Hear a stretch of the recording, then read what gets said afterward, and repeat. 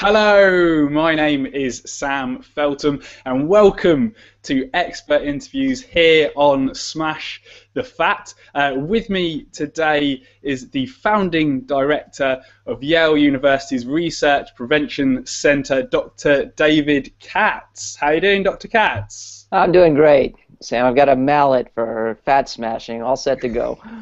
That's right. That's sounds like a mess, really, but okay. Yeah, it does. But I'm an action type of guy, you know. Okay, So hence the title, you know.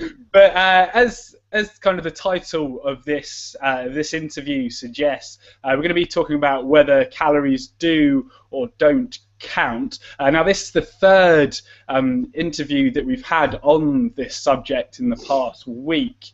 One of whom has been Stefan Guillenet, and the other one Evelyn Kosa as well.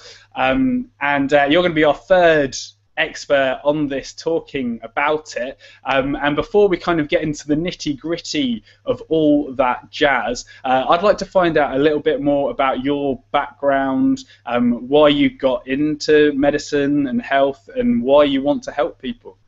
All right, Sam, thank you. Well, you know, I guess I want to help people because I was raised well, right? I mean, you know, we all do things that make us feel good, and I think those of us who had a good upbringing have been taught that what should make you feel good is doing good. So I credit my parents and my family. Those were just the values we had. It was important to me to make a meaningful contribution, to use whatever abilities I had in a productive way. My dad's a cardiologist, so I had medicine in the family, and as I was shopping around the options for someone who was academically capable and good student, and medicine wound up on the short list. And one of the priorities for me, frankly, was to be my own boss. You know, people often think about a career in terms of what you're going to do, what you're going to contribute, but there's a lot about it that really is just to fit with your character. I wanted lifelong learning, I wanted challenges, I wanted to make a meaningful difference, but I also wanted autonomy and to be my own boss, and so medicine allowed for that. So I went to medical school. Actually, as an undergraduate, I studied French medieval literature. I completed most of my pre-med requirements in high school. So when I got to college, I could study everything under the sun, and I did. So I've had a very liberal arts education, which I enjoyed. Went on to medical school. Then I trained in internal medicine, and I was board certified in internal medicine. And then I went on to train in preventive medicine, and that's the final bit of the answer to your question. You know, why do I do what I do, and why do I want to help in the ways that I help? My expertise is in chronic disease prevention, weight management, nutrition, lifestyle medicine. And frankly, the answer to that is when you're training in internal medicine, you're spending 100 to 120 hours a week in the hospital taking care of desperately sick people. And my brain is just a big picture brain. You know, I'm the guy that always sees the forest. You know, I may have trouble seeing the trees, I suppose, but I always see the forest. You know, a lot of people have the other problem. So, you know, there I was taking care of all these sick people in the hospital. It was just obvious to me that 8 out of 10 of them never needed to get that sick in the first place if things had been done differently over the preceding decade or two of their lives, and if lifestyle had been used as medicine. And I thought, well, you know, I do want to help people when they're desperately sick, but I sure would like to help prevent all this desperate illness in the first place. And so I went on to do a second residency in preventive medicine, public health, specializing in nutrition and lifestyle interventions, and the rest is history. That's why I do what I do. And in addition to running Yale's Prevention Research Center, I am currently the president of the American College of Lifestyle Medicine. Have done quite a bit of media work. It's an honor to be with you, Sam. But you know, for instance, I worked for Good Morning America on air for a couple of years, and all of that was really part of the same mission, trying to take what we know about the incredible power of lifestyle as medicine and turn it into what we do. Knowledge is only power if you put it to use, right? I mean, knowledge that you have but don't use, that's not power. I don't know what that is, but it's frustrating for those of us on the sidelines saying, hey, come on. We know how to prevent 80% of all chronic disease. Let's do something with that knowledge. That's what my career is all about. Fantastic, fantastic. So the reason that we wanted to get you on today is to discuss this concept of whether calories do or don't count. Now, the first question that kind of comes to mind when we think about calories is kind of gaining weight and overweight and obesity and things like that. So in your opinion, your analysis of all the evidence that's out there. What causes obesity, and how do we reverse it?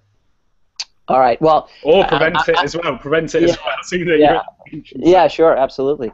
Well, I'm going to back up. So, do calories count or don't they count? And the answer to that question, and we'll come back to the details here, but the answer is, duh. Right. Of course they can, and we'll come back to why. That doesn't mean you have to count them. But moving on to your next question, what causes obesity? Everything. It's a perfect storm. Basically everything about modern living that makes it modern contributes to obesity. Throughout most of human history, Sam, calories were relatively scarce and hard to get. They were things that you had to hunt and chase and dig up and find. Mm-hmm. And physical activity was unavoidable. And it didn't require gym membership or specialized footwear. It was called survival, and everybody did it every day. We have devised a modern world where physical activity is scarce and hard to get, and calories are unavoidable. So it's a perfect storm. We have a modern food supply of food that is willfully engineered to be all but addictive. If you read Michael Moss, who's a Pulitzer Prize-winning journalist, his book is Salt, Sugar, Fat, and tells the story of how big food companies hire teams of PhDs to engineer food we can't stop eating.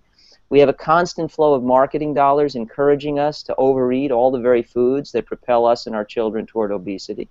We have wave after wave of technological advances giving us gadgets that do everything muscles used to do, right? I mean, kids don't need to use their muscles anymore. They just need to use their thumbs, right? Nobody needs to lift a finger. Well, lift a finger maybe, but only lift a finger. So, and then we have crazy, hectic schedules in the modern world. We're constantly looking at screens of one kind or another. We're never outside walking around, right? If we weren't all fat, it would be hard to explain, honestly. So, the default in modern society is to get fat. Why? We are fuel-efficient creatures adapted to a world where calories are scarce and physical activity is obligatory. We live in a world where calories are all but obligatory and physical activity is scarce. Epidemic obesity is inevitable in this world, and what I liken us to is polar bears in the Sahara Desert. Polar bears are magnificently adapted creatures, but only to a particular environment.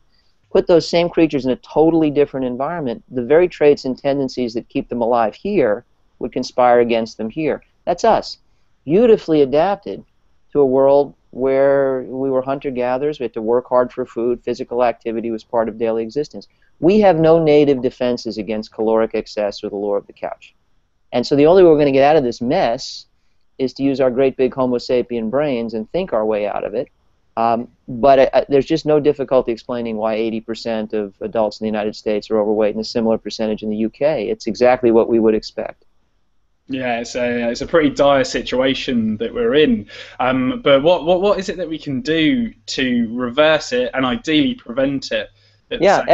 Everything. So, actually the magic formula here is eat well and be active. And again, as the president of the American College of Lifestyle Medicine, I refer to lifestyle medicine as a 6-cylinder engine. It's what we do every day with our feet, our forks, our fingers, not smoking. So physical activity, diet, not smoking, sleep, stress, and love. So, how difficult is the formula to not smoke, eat a healthy diet, be physically active every day, try to get enough sleep, manage stress in your life, and have friends or loving relationships? We have evidence from the healthiest populations around the world where obesity is rare. But not only that, all chronic disease is rare. And not only that, but people routinely live to be 100 years old. These places are called the blue zones. Mm-hmm. We have evidence that they don't have magical pixie dust. What they do is eat well, they're active, they don't smoke, they sleep enough, they have a relatively lower stress existence than the rest of us. They have a strong sense of community. So the issue, Sam, is we know exactly what to do. The problems are most people don't know how because they tend to think, well, willpower is enough. Well, again, you're up against food that's been engineered to make it irresistible. Willpower is not enough. You also need skill power. And I'll throw in a plug for my latest book. It's called Disease Proof. And what I did in that book was take my skill set. How do I eat well, be active, control my weight in spite of it all? Well, I'm supposed to know how. I'm an expert. This is what I do. So I put my entire skill set, the stuff I do every day, in that book in an attempt to pay it forward. So one option is skill power, and the other option is culture change.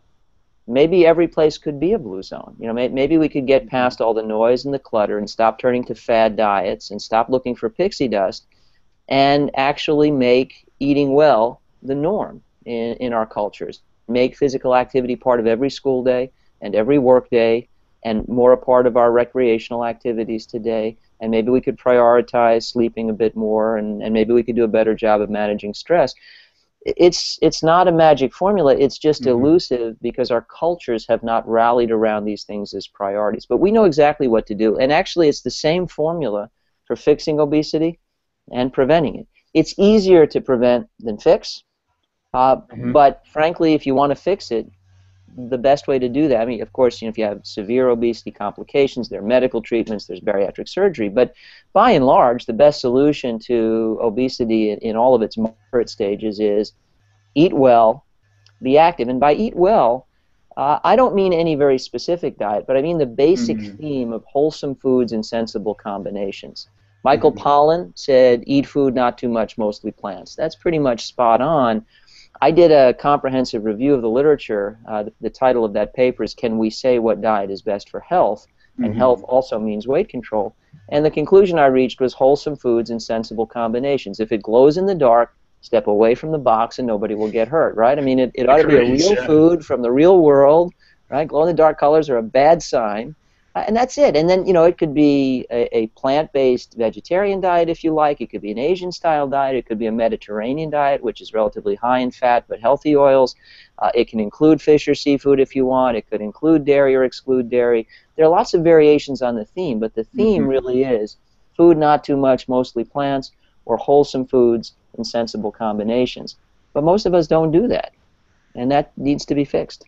Definitely. The one thing that kind of interviewing so many experts is that they agree that eating real food is kind of the solution, and kind of that varies from where you are and kind of the type of body that you have as well. Well, but Sam, I'm glad to hear you say that your experts are agreeing, because actually one of our major problems is a lot of experts pretend like we don't agree, usually because they're peddling something, right? So, you know, the next great fad diet book will tell you that everything everybody else told you was wrong.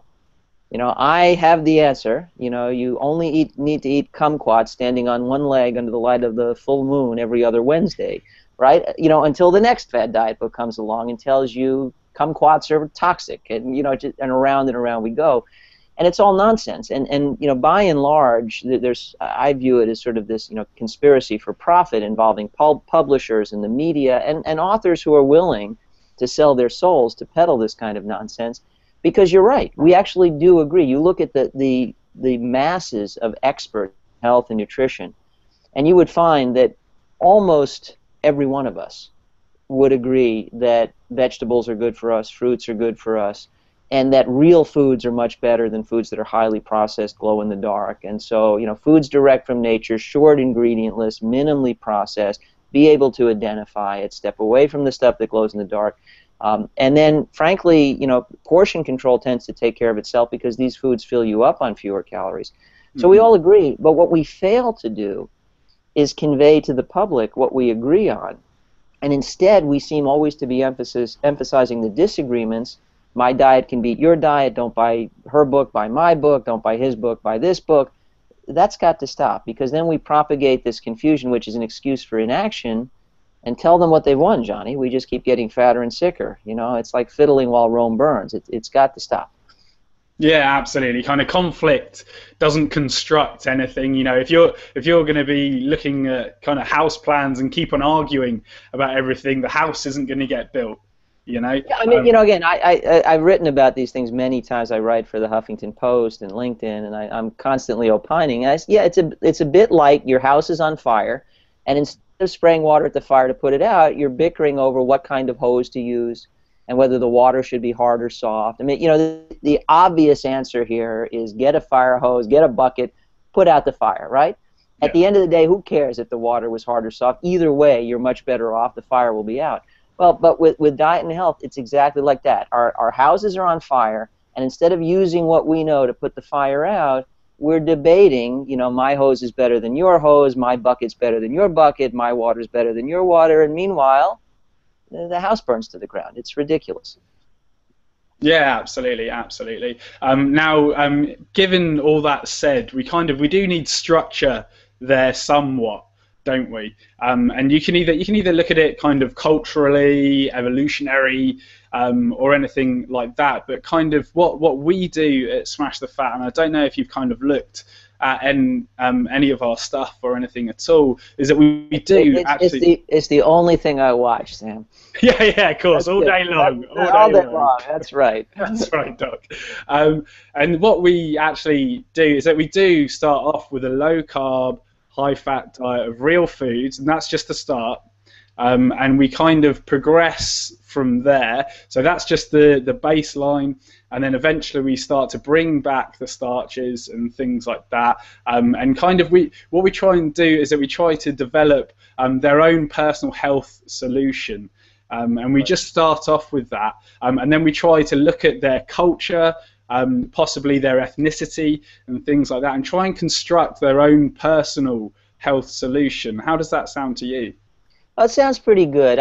You need to keep doing what you do. I will say that, you know, again, I just published the 3rd edition of my nutrition textbook for healthcare professionals, nutrition and clinical practice. I wrote that review paper I told you about, Can We Say What Diet is Best for Health?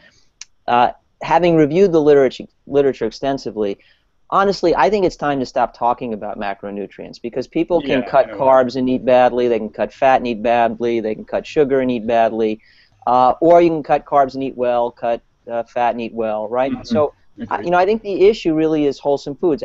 I mean, the idea of cutting fat is silly, because yes, it's true that pepperoni and hot dogs are high in fat, but so is wild salmon. And wild salmon is fantastic food, and so are walnuts, and they're fantastic food, and so is avocado, and that's fantastic food. Similarly, you know, you can get your carbohydrate from lollipops, not such a good idea, but you can also get them from lentils, and lentils are one of the most nutritious foods on the planet, right? Who cares that there's carbohydrate in the food? It's a great food. So, you know, from my perspective, you do what you do, and, you know, I do agree with you that people whose diets are out of control, what they often need to transition to a healthier way of eating is some rules, some external discipline. Right. You know, let's put some structure, as you said, around this, so that you get your house in order, and then, you know, we can transition to a sustainable, healthy way of eating. But I've moved beyond at this point. Cut fat, cut carbs. You know, I really you look at our cultures. You know, look at what that bought for us. I mean, we originally got advice to cut fat, and what it really meant was, you know, eat less meat, butter, cheese, and eat more vegetables and fruits. But we didn't eat more vegetables and fruits. We ate Snackwell cookies. We ate, you know, essentially sugar-laden, high-calorie, low-fat junk food. And so we said, okay, cutting fat was a bad idea. And instead of learning from the follies of history, we repeated them. Now let's cut carbs. Well, you know, we didn't cut carbs and start eating more salmon and avocado. We cut carbs and started eating low-carb pasta and low-carb brownies, and we got fatter and sicker again, right? So, again, you know, I think that the focus on macronutrients has been a decades-long boondoggle from my perspective, and I think the answer really is wholesome foods and sensible combinations. You do that, and the macronutrients will take care of themselves. A diet of wholesome foods will be low glycemic. It will be low in added sugar. It will be low in simple starches. It may not be low in carbohydrate, but, you know, it'll be good carbohydrate. It'll be complex starches and added fiber.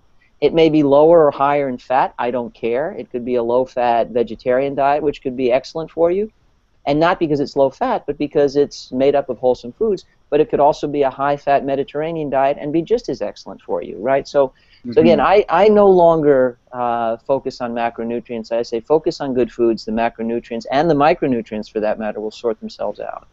Absolutely, I totally agree with that. Kind of focusing on the foods themselves and kind of looking at them as whole foods is kind of the key to this, and trying to emphasize on people eating real foods, because you're not going to be able to say to a Hindu kind of in southern India to say, look, you've got to start eating meat, because it's totally against their culture and culture. Yeah, right. You know, and the other thing is, Sam, the food industry is listening, and so, you know, when we say cut fat or cut carbs, you know, they rub their hands together and they say, well, we know how to manufacture low-carb junk and low-fat junk.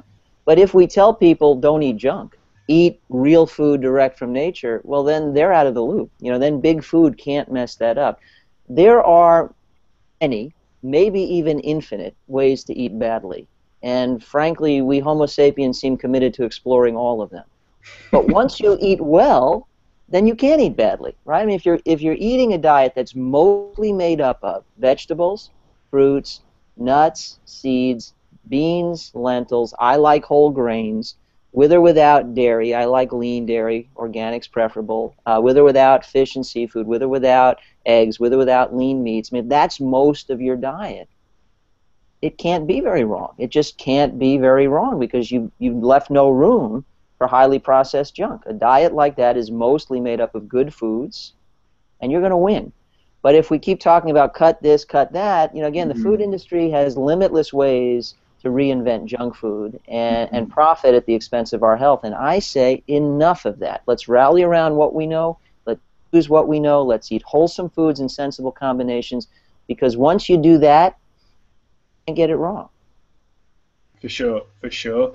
And Sam, you know, again, we're supposed to be talking about calories. That, if I may, that sort of leads back to my view of calories. So, you know, I do see the question, do calories count as a distraction? Of course they do. And actually, we have research evidence showing that if you undereat calories but eat junk food, you still lose weight. There's the famous Twinkie diet study, and there's other studies like that where people eat junk, but they eat very few calories, they lose weight. We also have studies showing that people eat high-quality food, including high-quality protein, but they willfully overeat it, and they gain weight. And that's been shown both in people and in lab rats. So, of course, calories count. But why should we have to choose between the quantity of calories and the quality of calories? The argument that calories don't count comes from people saying what really matters is the kind of food you eat. Well, of course that matters. And, you know, it's a bit like saying a mile isn't a mile, because some miles are easy and some miles are hard, right? It could be a mile on flat, or it could be a mile straight up a mountain. Well, a mile still is a mile. It's a measure of distance. It's relevant, but that doesn't mean all miles are created equal. Similarly, calories are a measure of energy, absolutely relevant, no question about that, but not all calories are created equal, because some calories come with nutrition, some come without nutrition. Some calories help fill you up, some calories do just the opposite. So I don't think we have to choose. The quantity of calories matters. It's basically a law of physics. But the quality of calories, the quality of foods we choose, is probably the single best way to control the quantity. You know, there's a marketing slogan. I don't know if it's on your side of the pond as well. Bet you can't eat just one. It was Lay's potato chips for many years. You heard that? Well, we've got Pringles that say once you can't stop. You can't stop. Same idea. Okay. Well, you know, they're not kidding. They've actually designed food we can't stop eating. Okay. Well, what are they telling us? They're telling us we have figured out ways to manipulate food to maximize the number of calories you will consume before you feel full. We want you to eat as many Pringles as you can stuff in your face. Why? Because we sell Pringles. Of course. We profit the more Pringles you eat. That's why. Well, we can reverse engineer that. If you eat high-quality foods that are low glycemic, that are high in fiber, that are rich in nutrients, and that are satiating, they fill you up, you can minimize the number of calories it takes to feel full. So by maximizing quality, you control portion. We don't have to choose. And I think this is one of the many distractions in modern culture. Are the guys saying calories count right or wrong, or the people who emphasize it's all about carbs right or wrong? Why choose? Yes, the quantity of calories matters, just like the quantity of miles you have to travel. But some are different than others, and that doesn't nullify the relevance of the unit of measure. The unit of measure is of some value. But I'll tell you this, Sam. You know, I'm a 51-year-old guy with 5 kids and a desk job. And I weigh what I weighed when I graduated high school. And I never count calories. But I always eat wholesome foods in sensible combinations. So I don't think we should fixate on calories by any means. I know they count, but I know I control my quantity by focusing on quality. Right, yeah. It's a really good point that if you look after the quality, the quantity will look after itself. It's almost kind of like that phrase of look after the pennies and the pounds or dollars will look after themselves. That's right, exactly right. And kind of with what we kind of teach at Smash the Fat and things like that, we talk about a biochemical balance, kind of that there is this this imbalance of biochemistry, but if you kind of sort out this biochemical imbalance to balance it, then it will sort out the energy balance. Well, I agree. I mean, you can get into discussions of insulin, glucagon, leptin, ghrelin. You probably do all of that. But again, what's the best way to balance all of that? Is it for everybody to become a biochemist? No. I mean, our Stone Age ancestors weren't biochemists. The Okinawans are not all biochemists. The people who live in places around the world where they have fantastic health and live to be 100, they haven't all studied biochemistry. They eat some foods in sensible combinations. They don't let big food manufacture glow-in-the-dark foods for them. And so, frankly, because they're eating good foods, they fill up on fewer calories, their hormones stay in balance, they're not eating copious amounts of added sugar, they're not eating highly refined grains, wholesome foods in sensible combinations, food not too much, mostly plants. So, yes, all of that's true, Sam, and I think people maybe sometimes want all that information, but you could argue we're making things vastly more complicated than they need to be. We really could simplify. The hard part of this in modern earth should not be the what.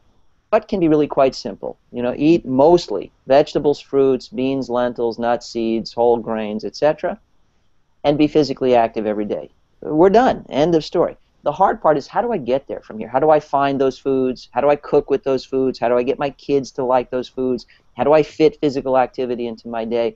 That's where individuals need skill power, and that's where we need some help from our culture. But I think because we spend so much time debating the what, we don't devote nearly enough attention to the how. Frankly, I don't think the what is controversial. And, yes, we can talk about hormonal balance, but, eat wholesome foods in sensible combinations. Your hormones will sort themselves out, just like the macronutrients will. But most people need a lot of help getting there from here. And frankly, that's what my career and my writing is all about. I say we know the what. Let's use what we know. Our house is on fire, and we're bickering over what kind of hose to use to put it out. Let's just put it out. That's where the attention needs to be from my point of view.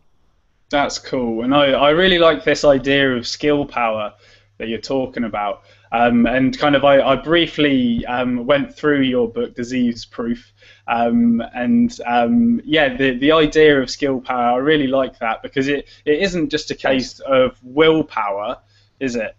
You can't just kind of, resist these things that, as you say, kind of a lot of companies have constructed to be as tempting as possible and make us crave them.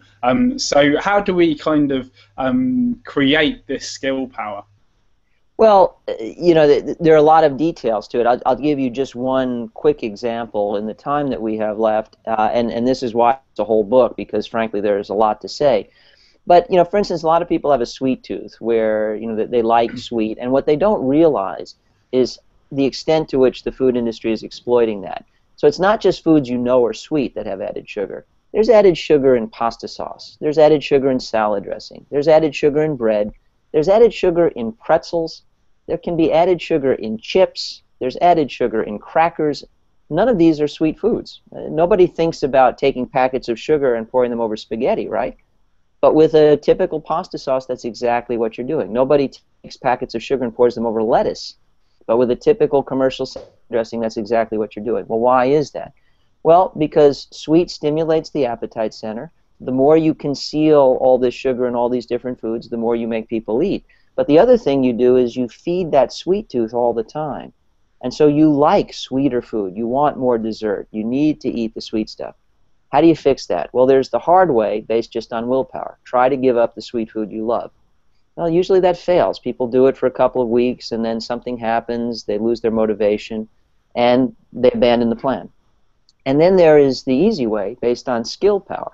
And I call that taste bud rehab. And that basically is guidance to identify what are the pasta sauces that don't have added sugar, what are the salad dressings that don't have added sugar, what are all of the non-sweet foods that come with added sugar, but where you can find an alternative that doesn't have that added sugar. And if you know how to make those changes, those swaps, well, then you're taking gram after gram after gram after gram of sugar out of your daily diet, and you haven't touched any food that you thought was sweet in the first place. So, who really cares if you eat this pasta sauce or that pasta sauce? But if it takes lots of sugar out of your diet, then you're exposing your taste buds to less sugar all day long. Well, the result of that is your taste buds come out of their coma. They become more sensitive to sugar, and you actually start to notice sugar in foods that are less sweet, and you start to prefer foods that are less sweet. And all of a sudden, that dessert that you loved and thought you couldn't give up may start to taste too sweet. And there's very strong evidence of this. Taste buds, when they can't be with the foods they used to love, they learn to love the foods they're with. They're very adaptable little fellas. And familiarity can reshape your palate, can reshape your taste preferences. So the net result of this is you've taken all of these grams of sugar and all these calories out of your daily diet, and you've rehabilitated your taste buds in the process, and you actually are more sensitive to sweet, and you prefer your foods less sweet. Preferring foods less sweet and eating that way is much easier than, gee, I wish I could eat sweet foods, but I can't, right? So I wish I could, but I can't. That's all about willpower. I actually have transitioned to preferring food that's less sweet. That's skill power. And that's just one example of all the different ways you can learn knowledge about packaged foods, knowledge about food labels, knowledge about how to make choices and trade up, how you can apply that in your daily life so that you can live like a health expert. It's not hard for me to be healthy. I'm supposed to know how. It's what I do, right? It's not hard for a pilot to fly a plane. It seems kind of hard to the rest of us. We don't have the skill set. Well, we want to fly our health, and for that, too, there is a skill set, and people can acquire it. But one of the key issues, in order for people to acquire it, is to stop wasting time on the my diet can beat your diet and, which is the right theory. Focus on the fundamentals of what we know and say, I want to learn that because I want to apply that to myself and I want to apply that to the people I love. If we could rally around the idea of using what we know, we could get there from here. We really could. Absolutely, and we could turn this whole situation around and get more people eating real food, which is what it's all about. Now, I've really thoroughly enjoyed this interview, Dr. Katz, really have. But there's one thing that has kind of still left me wondering a few things, and because I've read The Big Fat Surprise and things by Nina Teicholz, and right. she mentions kind of your center's funding, and that kind of comes possibly, I'm not totally sure, I'd love to hear from you, from possibly Kellogg's, Quaker Oats, Hershey's, and Juice Plus, and I'm wondering, does that influence you in any way at all, and is that true? Well, it's interesting you should mention Ms. Teicholz. I don't know her at all, but she basically, in her work, focused on the 70-year-old research by Ansel Keys and used it to make the argument that we should be eating more meat, butter, and cheese. And frankly, it's wrong. And so I haven't said anything about her, but I have reacted to what's wrong about her work. And in response to that, she sort of went on this, this vendetta campaign to try and malign me. The reality is that the core funding for my center comes from the Centers for Disease Control and Prevention. And most of my research has been funded either by the CDC or the National Institutes of Health. But like every other research lab, we've done industry-sponsored research as well. But, tell me what bias is represented here. We've done studies funded by Quaker Oats to study whole grain oats. We've done studies funded by Hershey to study dark chocolate. We've done studies funded by the California Walnut Commission to study the health effects of walnut ingestion. We've done studies sponsored by the Egg Nutrition Center to study the health effects of egg ingestion. So my bias for oats or eggs or walnuts or chocolate, I mean, it's not high fat, low fat, high carb, low. There's no bias there. We've just looked at evidence in the literature about, foods that potentially have health effects. And then it's much easier, frankly, to get funding to study chocolate from a chocolate company than to compete with all of the other grants for money from the federal agencies. So every successful lab should have a balanced portfolio. Am I biased about the research I do? Of course. No researcher studies things they don't care about. So if I study chocolate, it's because I think dark chocolate has health benefits. And if I study whole grain oats, it's for the same reason. What I'm then obligated to do is have a contract with the funder that says, first, it will be a randomized, double-blind, controlled intervention. Do everything we can to eliminate bias. And second, you get to pay the bills, but you have absolutely no say in the design of the study, You don't get to look at the data until we finish the analysis, and we publish no matter what we find. And actually, if you look at my publication record, you'll see that we publish negative results. The studies don't always come out the way the funder wants them to, and we publish them anyway, right? So, yes, I'm biased about the work that I do, meaning I study the stuff I care about. I study stuff that I think might have an effect. But that's true whether the funder is the NIH or the California Walnut Commission. But the pattern of my work shows there's no bias in favor of any particular kind of food. Just studied the foods that look really interesting. And we've studied some drugs, and we've had some pharmaceutical industry funding. We've studied nutrients, and we've had some funding from the supplement industry. But again, we were very interested in chromium as a supplement for treating insulin resistance and diabetes. And that was funded by industry, and the results were negative. And we published 2 papers that said we have not found any evidence that chromium picolinate is effective for treating insulin resistance. So, you pay your money, it takes your chances, and that's true whether you're an industry sponsor or whether you're the NIH. So, to be perfectly blunt about it, what Ms. Teichholz doesn't like about me has nothing to do with the research I do, the quality of it, or my lab. She doesn't like that I disagree with her. And that's rather unprofessional, actually, to make this personal. I have nothing to say about her personally. She may be a lovely individual. I disagree with her conclusions. Ansel Keys' work is 70 years old. The studies since then showing that plant-based diets are the best diets we've got, whether they're higher and lower in fat, higher and lower in carbs, are absolutely overwhelming. So I see no reason to get hung up on research that's now 70 years old and ignore everything that's happened since. And just to give you one quick for instance, and I imagine we're running short on time here, Sam, but there's a study called the Lyon Diet Heart Study. The center of operations was Lyon, France. And this was a study that took adults throughout Europe who'd already had a heart attack and randomly assigned them to a standard Northern European diet, so fair amount of meat, butter, and cheese, frankly, or a Mediterranean diet. Relatively little meat, butter, and cheese, lots of vegetables, fruits, whole grains, nuts, seeds, relatively high-fat diet, but very low in saturated fat, quite high in monounsaturated fat, polyunsaturates. But that was the comparison. So there was no junk food arm. It was sort of a typical Northern European diet or Mediterranean diet.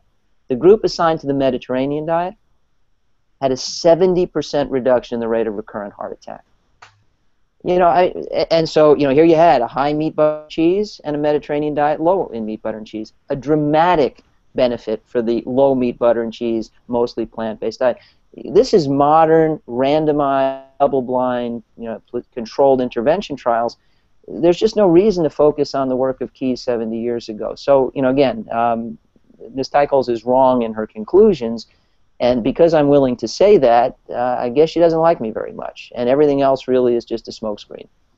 I see. So it is. It's really, really fascinating hearing it from kind of the horse's mouth, because I think things can escalate kind of in internet debates, Absolutely. Kind of in comments and just writing full stop is kind of it's a stop in a discussion. Like this, Yeah, ad hominem attacks like that are wrong. The reality is there are real perils of industry-funded research, and if your funder, is sort of in your face and controlling how the study gets done, there's real peril there. But the literature on this subject is divided. There are studies that have reviewed industry-funded research and concluded that they can produce biased results.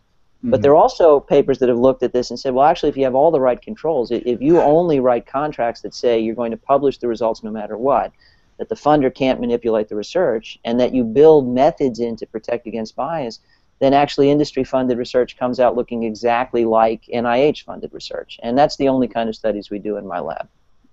That's cool. That's really good to hear, Dr. Katz. And kind of just going back quickly to what you were kind of saying there about the Lyon heart study there, kind of along with kind of all the other randomized controlled trials that have kind of been conducted over kind of the past 15 years. What do you take for studies such as the A to Z study, the SHY study, and things like that, where the consumption of kind of fattier foods is higher than some of the other arms in the randomized controlled trials and have had better outcomes? Right. But, Well, so again, it's back to the issue, Sam, that I don't really care whether the diet is higher fat or lower fat or higher carb or lower carb. I care whether the foods are good. And frankly, there's been a lot of focus lately on saturated fat, but what the studies have shown is that when we in the United States reduced our saturated fat intake, our rates of disease did not go down. Believe it or not, that's what all this fuss is about. We reduced our saturated fat intake a little bit, and our rates of heart disease did not go down. Well, that's because we replaced saturated fat with sugar. It just means we took one way of eating badly, replaced it with another way of eating badly. But it doesn't mean that when our intake of saturated fat was higher, we had low rates of heart disease. We had high rates of heart disease all along. So, what I can't understand is why people think, this is no worse than that is the best we can do. So, yeah, it may be true. Saturated fat is probably no worse for us than added sugar. And added sugar may not be much worse for us than saturated fat either. But so what? So, the evidence we have is that if you eat wholesome foods, that we can eliminate 80% of all heart disease at least. That's the prize. The prize is not, hey, there are different ways of eating badly, and if you cut saturated fat and add sugar, your rate of heart disease won't go down. Okay, well, so what? But if you eat vegetables, fruits, beans, lentils, nuts, seeds, a wide variety of really wholesome foods, wild salmon, avocado, we can eliminate 80% of all heart disease. And we have seen that with vegan diets. Dean Ornish showed many years ago you can shrink away atherosclerotic plaque and prevent heart attacks with a vegan diet that happens to be very low in fat, but frankly that's beside the point. The key point is it's made up of wholesome plant foods. But you can do exactly the same with a Mediterranean diet that's high in fat. But the fat is coming from nuts and seeds, avocado and olives and salmon and seafood. That's what they did in the Lyon Diet Heart Study. So my answer back to you, Sam, is if you look across all this, done this, the pattern you see is that the winners in every case are eating wholesome foods in sensible combinations. They are not eating mostly meat, butter, and cheese. They're not. But they're also not eating glow-in-the-dark foods. They're eating wholesome foods. And sometimes their intake of fat is high and sometimes it's low, but who cares? The Okinawans have a low intake of fat. They are a blue zone. They're among the longest lived, healthiest people on the planet. The Cretans have a high intake of fat, and they are also a blue zone. They're among the longest lived and healthiest people on the planet because these are variations on the theme of wholesome foods and sensible combinations. We just keep missing the forest for the trees. We keep pointing, look, it was high in this fat or low in that fat or high in this carb or low in that starch. And what we're failing to see is, wait a minute, in all of these studies, everybody who wins is doing something a lot like everybody who wins in all of the other studies. What they have in common is far more important than what differentiates them, and that's the part of the story we have been oblivious to, and frankly we've been paying for it with years lost from life and life lost from years. It's time to see the forest through the trees. Absolutely, absolutely. And just one last question, Doc. Would you consider a ribeye steak as wholesome food? Well, there's an interesting expression I think we all know, Sam. Yeah. And that is, you are what you eat. You've heard that expression, right? Sure. Okay. So what we fail to consider is the extended implications of that. If we are what we eat, then what we eat is what it eats. So, there's an argument there that if you're going to eat plants, you want to make sure those plants were well fed, that the soil was not toxic, that they're not covered in pesticides. And if you're going to eat animals, those animals need to have been well fed. So my question to you is, what did that steer or cow eat? Did that steer or cow have a healthy diet? If yes, had a healthy lifestyle, was physically active, ate a wholesome diet, then that flesh is probably reasonably like the flesh of our Stone Age ancestors, and we are adapted to eat that, and that's fine. I don't eat mammals, frankly, but for reasons having nothing to do with personal health. I don't eat mammals because 4 of my best friends on the planet have 4 legs apiece, 3 dogs and a horse. They feel like close cousins to me, so I don't eat mammals for that reason. But for those who don't feel that way about it, I think they still should care that the animals we eat are treated ethically, right? And basically factory-raised cattle are treated with brutality. Pigs are routinely raised with real brutality on factory farms. We should all oppose that. It's unethical. It's cruel. We don't want to be cruel. And then if you take cattle, pack them together, dose them with antibiotics, and feed them food that's not native to the diets of cattle, it will significantly alter the composition of their flesh. And so, frankly, most people eating ribeye steak, they have no idea what that steer ate in its lifetime. And I think we need to care about that. But you give me, you know, Absolutely. a free-range, grass-fed steer, and, you know, of meat from that steer, could that be part of a healthy diet? Absolutely, yes. That's good to hear. That's good to hear, Doc. I really appreciate that. And yeah, it's been a fantastic chat with you. I'm trying to find out more about kind of your philosophies of kind of health, nutrition, and exercise, which is a massive part of it, and something that we obviously encourage. We didn't talk about it too much today, but I know you just hopped off your cross trainer. People, yeah, I mean, if I look a bit disheveled, it's because that's right. I just got off the elliptical before getting on the phone with you, Sam. So yeah, I practice what I preach. I eat wholesome foods and sensible combinations. I work out every day. And you know, the prize here, it's not the moral high ground. That's not what it's about. Healthy people have more fun. You know, I can do the things I love to do. I'm fit, I'm vital, got lots of energy. That's the prize, and it's within reach. Everybody can have it, but you know, again, we've got to see past all the clutter and use what we know. Rally around the common ground of what we really do know. Very much so, and I really appreciated your appearance in Carb Loaded as well, which is a recent documentary film that people can check out at smashthefat.com/carb loaded. And yeah, have you watched it yourself? I have. Yep. Yeah. Very good. Yeah, and again, you know, I think it makes an important point, but still, I think we need to be in the post-macronutrient era, right? You can cut carbs and eat badly or well. You can cut fat and eat badly or well. But if you eat wholesome foods and sensible combinations, you can only eat well. Food industry cannot mess you up if you focus on what you actually are eating rather than which macronutrient class you've decided to jettison, right? So I want to see us get to the post-macronutrient era with a focus on wholesome foods, because once you're eating well, there no longer is any way to eat badly. And frankly, we've explored enough ways of eating badly. Thank you very much.